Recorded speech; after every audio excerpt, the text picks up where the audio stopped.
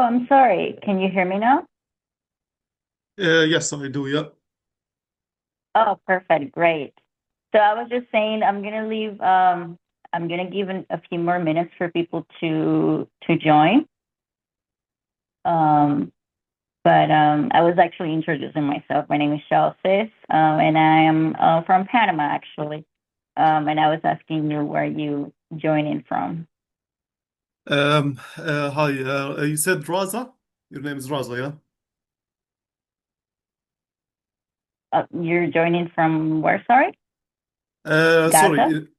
No, no. I'm actually from Palestine itself, but I live in Ireland. So, yeah. Okay. I thought I would be participate in anything will lead to peace. Eventually, I'll just hear whatever people have in mind, maybe presenting my own opinion, because Right. it's matter me at the end of the day. Right. Do you have family in Palestine? My family is in the West Bank. It's not in Okay. Gaza. Yeah, but I have friends in Gaza. Like I Right. have a lot of friends, but not personally. Like I don't have family there. All right. How is it? I'm sorry to ask this, while we wait for people to join, but like, are your friends safe where they are? Um, uh, like yeah, they have families there. Like I met them few years ago, but some of them lost their families. Actually, like I would say. Two-thirds of their families dead during the war. Some of them outside Gaza, but they have families in Gaza. So, Okay. It's actually it's very sad, what's happening. Well, it's been happening for a while now. Um, but I feel like now it's worse than before. I could be wrong. Like, what's your opinion on that? well, to be honest, there is. I wouldn't say there is black and white in this matter because um, from a Palestinian perspective, it's not just like it's Israel fault. Hmm. And we say Hamas didn't do anything because me personally, I have issues with Hamas. Not much Palestinian will say this, but I would say they have huge responsibility about what happened. Um, Absolutely. yes, because we can't just blame one side and leave the other side because they also should be responsible of their action. Their action led to destruction of Gaza and 100,000 casualties and so on. So it's very complicated. I wouldn't go to 30 years ago with history and all that. So I'm one of the few who have this opinion about Hamas, to be honest with you. But too many people in Ireland were surprised because you know what I mean, because of Ireland history with Britain and all that. But Yeah, absolutely. yeah, The complex. Yeah. I think at the end, the resolution here is try to find a way to, find peace for, both sides really here. yes, yeah, yes, of Um, course. Absolutely. Okay, so sorry everyone. I was just talking to our participant here, Bashir, and but I'm glad to see that more people are joining. And I wanted to wait a little bit more to see if more people could join. Um, we had an issue before with this specific event because our emails were going into spam, unfortunately. So I don't think most people were getting the link to join. So hopefully this time we'll have more people. Um, but in the meantime, if you like to introduce yourself, feel free to do so. I do want to make this conversation equal for everyone because I do want to hear what you have to say. This Okay? is This is Raza Khan from New Jersey. I'm listening the conversation as well. Welcome, Reza. Thank you. We are going to have a really good conversation today. Like I said, everyone is welcome to give their opinion on the matter. And at the end, what we're looking to get from this conversation is what are the global citizens thinking about what are the best ways to achieve peace for both Israel and Palestine in this matter. We do think that this has been going on for now too long, and it's not fair. There's a lot of most of the people that are victims of this are innocent, and it's just not fair for any of them, not for the Palestinians, not for the Israelis that have been caught in the middle of this. Yeah, I can add a bit of a perspective from the U.S.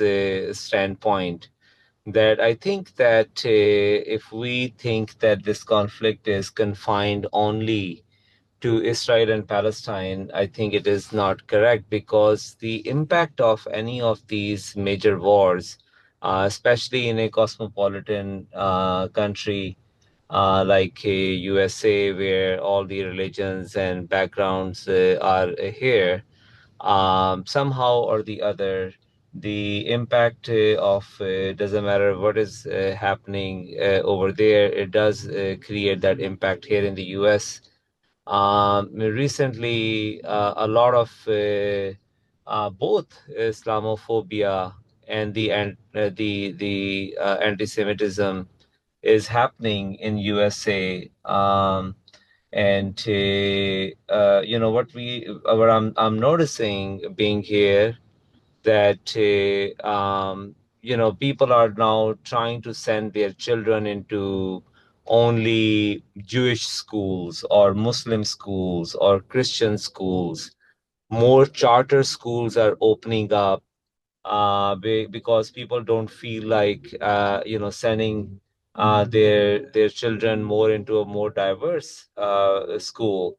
And the impact of that is that we are comfortable, we are trying to make these groups, and then these groups are trying to keep us away from the other side, and that is resulting into many incidents, which could have been avoided. So the separation of the religions and the separations of the culture, especially in a country like USA, is creating the incidents, which are not very desirable.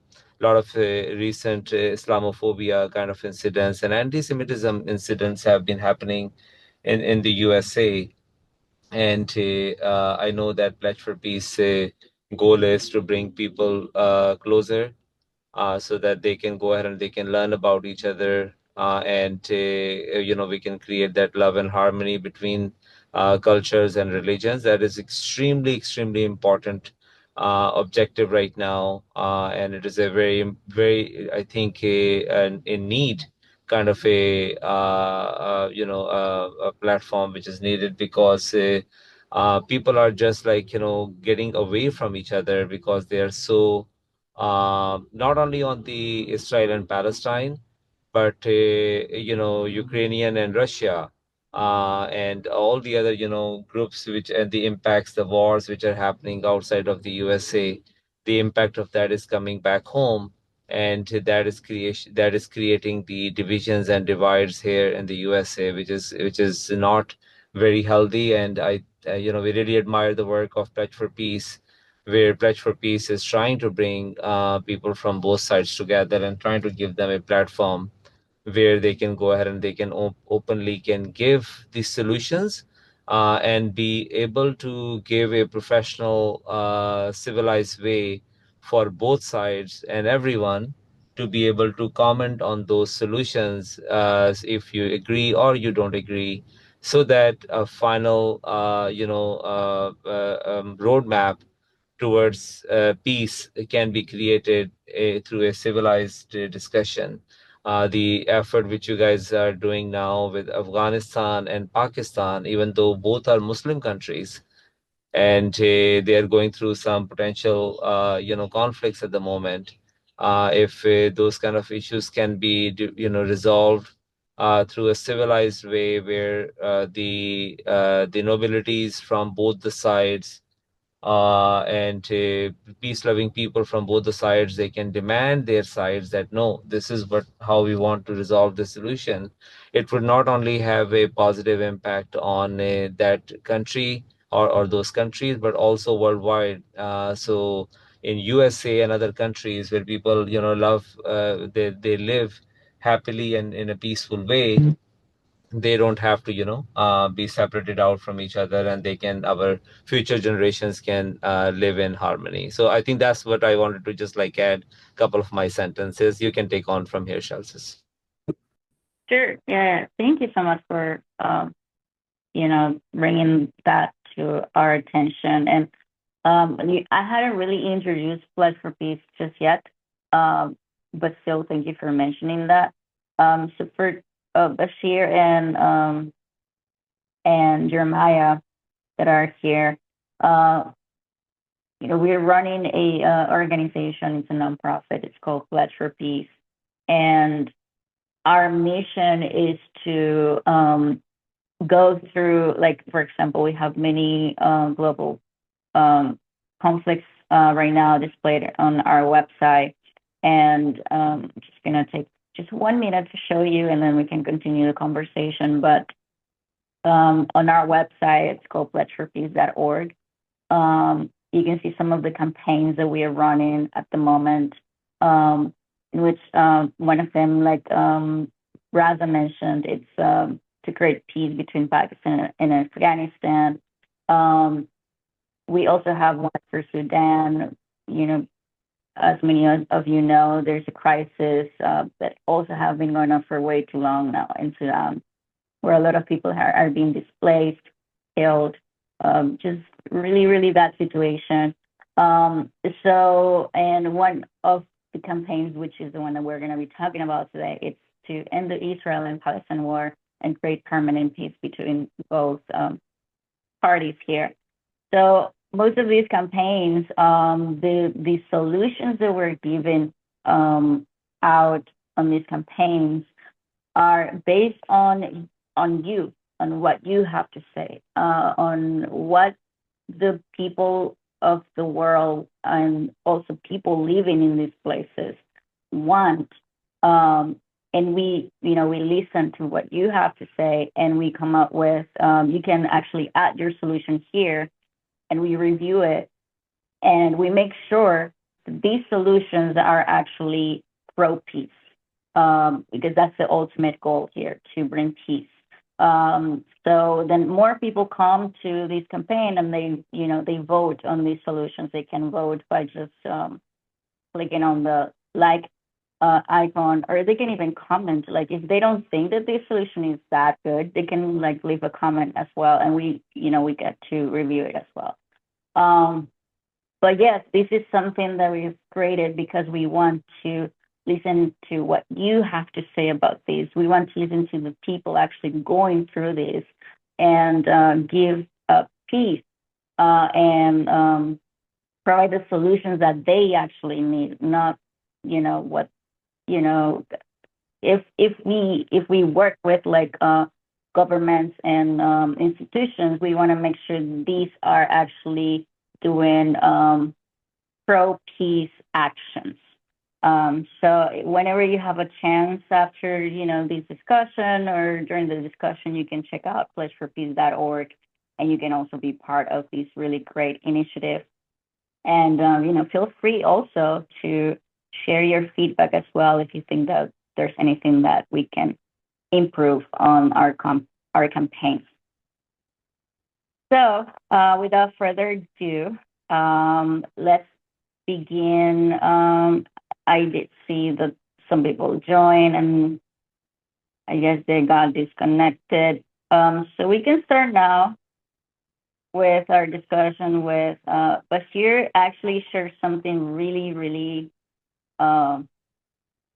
insightful earlier when we were talking in the beginning. Um, so I guess we can begin with a question of what would a fair peace would look like for both uh, Palestine and Israel. And I know that we have Jeremiah here, who says that he cannot talk right now. If you'd like to share your opinion on this, Jeremiah, in the chat as well, that's also fine. I can just read it out loud. But I don't know, Bashir, would you like to share your opinion on this question? Sorry, I don't know if you can hear me, but my Yes, we can. it's keep the program is keep blocking. It's not working well for me. But yes, but starting off, to be honest with you, the title of the whole thing is it should be Palestine and Israel. It's Hamas is just part. It's not Hamas is not the Palestinian. Okay. So that's the first thing. Hamas is just one group of. It's not the legitimate representative of Palestinian. So that's the first thing. Um, Right, um, Second thing is um, peace comes uh, from the part who have the power on the ground, and by that I mean Israel. As a Palestinian, I would tell you majority we want peace, but unfortunately, we can't do anything on the ground.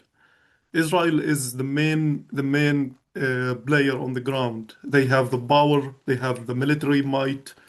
They can start from their side. And by, what I mean by that, in 1993 we had um, Oslo agreement.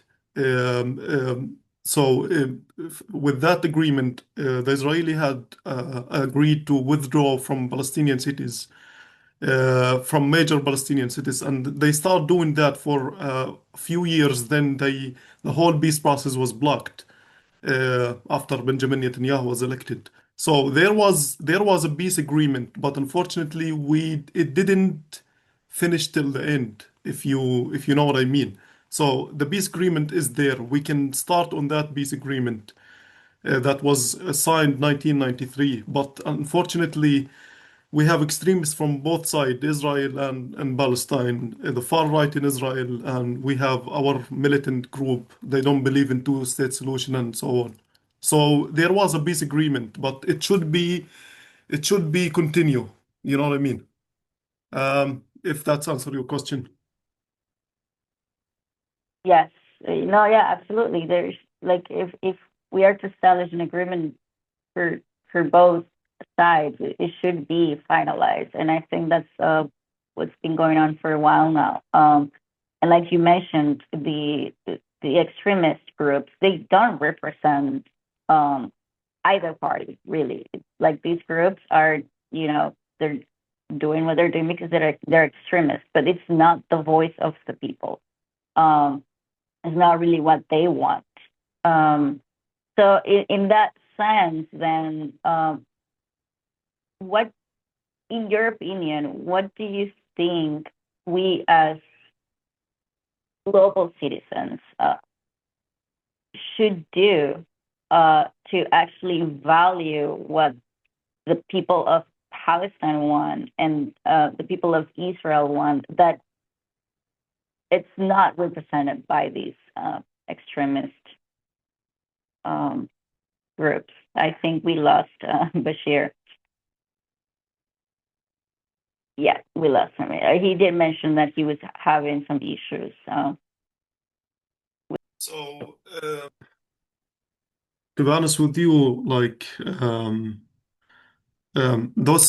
those extremists from both sides, they really don't care about what happening outside the world because the it comes from the religion, and I'm sorry to say this because every religion have some extremist group in it. So, what can an individual in any country in the world would do is just Um, I don't know, like protesting, boycotting, whatever, but it won't help. It won't do anything because we have to eliminate these radical ideas, ideology, if you know what I mean. You can eliminate these ideologies by debate, by dialogue, not by actions. You know what I mean? Not by just protesting and screaming. So from both sides, what I mean. So basically, what you're saying is that truly, at least, in your perspective, the solution here would be to eliminate this radicalism in both sides. So Yes. this would be like an internal, pretty much like an internal issue, and that it has to be solved internally first. Yes, by eliminating, I don't mean physically like taking lives or Yeah. anything. No, I mean by Right. exposing the ideas itself. Every human being is an idea. A human being is an idea.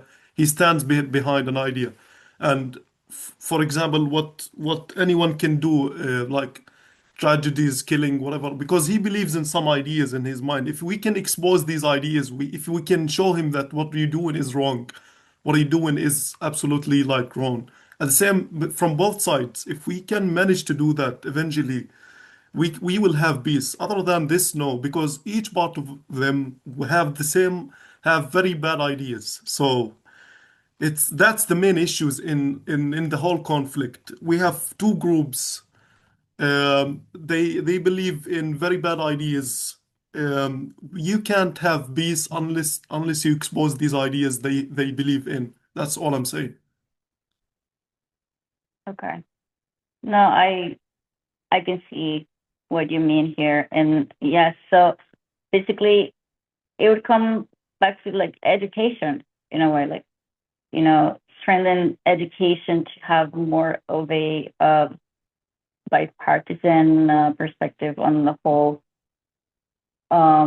matter instead of encouraging these radicalism. So in that case, then I think that the government has a lot to do has in this case uh, because if they keep encouraging these ideas, which I'm not saying that they are, but if they don't in a way condemn publicly um, or educate the population that these ideas are wrong, then they're just going to continue happening. Do you feel like both Israel and Palestine are doing enough to educate the population and not believing in these radicalism, or do you think they're still lacking on that? No, no. So both sides are not doing enough, and especially I would say from Palestinian sides we have Hamas and other radical groups because they feed on extremism, and some extremism comes from explanation of religion. So they have certain explanation of the religion. Same side with the Israeli. Some Israelis, and I mean by Israelis like the believers who believe in some extreme ideas. We have both sides. They teach their kids. We teach our kids. They believe they are chosen people. We believe we are the chosen. So you know what I mean? It's a long process. It's a cycle. They don't do. They are obviously they wanna because let's put it this way: each group or each country, the politicians need an enemy. Okay, you need an enemy, so you can string the community so they can stand behind one idea.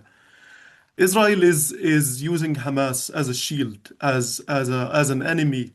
They created an enemy so they can group the people behind them and keep electing him each time. Hamas using the same thing, and they convince a bunch of Palestinians to do the same. So It's a game, including politics, including religion, including it's too many things. So it's very complicated, actually. You can't just explain this in 20 minutes, 30 minutes. I'm sorry to say this, but Yeah, it's a very I'm from there. I know the game. It's very long process. It's too many things happen during 70, 80 years. So sorry. yeah. I mean, you're right. It's a long history. Definitely, we cannot condense it into 20 minutes. But I think it's important that people like you that you are from there, that have family there, that have seen this for now too many years. Um, you know, educate the world, and it's not just like it's. I feel like we're so divided today that it's like people from this side should think this way, and people from this side should think in a particular way as well.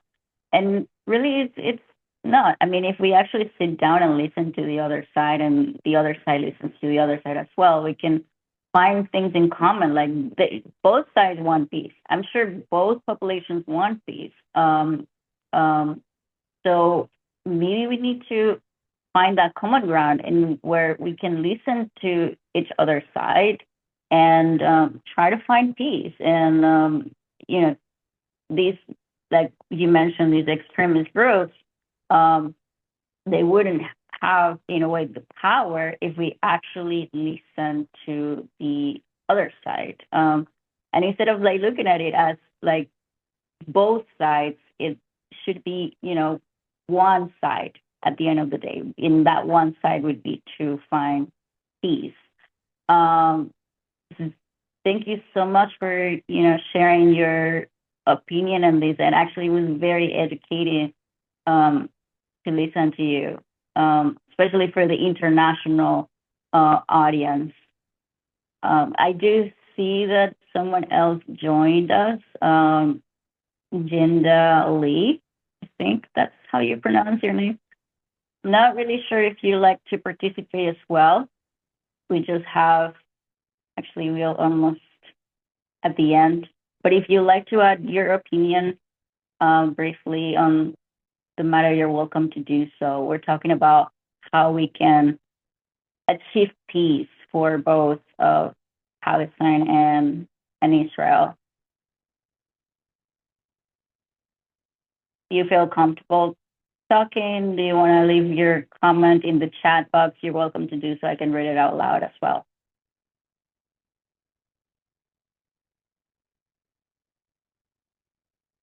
So I think, we only allocated like 20 minutes for this discussion.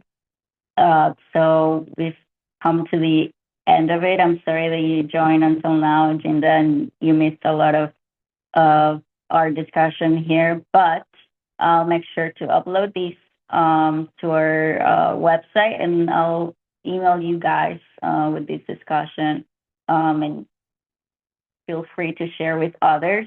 I do invite you all to visit our website, pledgeforpeace.org. We have many campaigns that we're trying to reach as many people as we can, and with your help, it would be even more impactful if we can have you come to the website and invite others to also check out these campaigns, and you can add your solutions to these campaigns as well. We actually want to hear what you have to say, how we can achieve peace in these global conflicts. Today, the discussion was on Palestine and Israel. We are going to have a next roundtable next Friday as well, and it's going to be in for the U.S. It's going to be a conversation about trying to find peace in the U.S.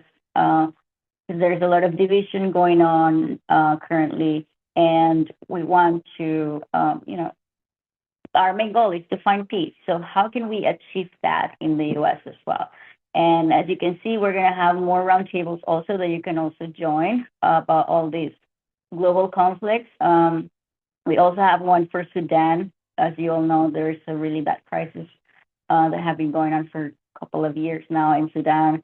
So feel free to visit our website and participate, and invite others to also participate. If we can all join and try to find solutions to bring peace to these conflicts, that that would be amazing. We can all do that together. So thank you everyone for joining today. Hopefully for our next conversation, we will have more people that can express their opinion as well. I'm gonna close this now. Thank you.